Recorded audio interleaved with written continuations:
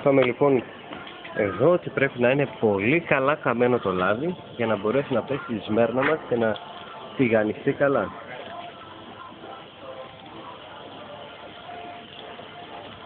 Και το μυστικό είναι το υγραέριο, έτσι. Καλός το να. Και καλή παρέα.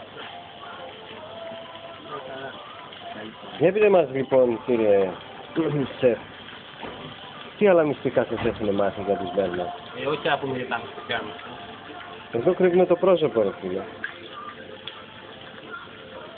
Είπαμε, το φρέσκο ψάρι θέλει καλή παρέα. Αυτό τίποτα άλλο.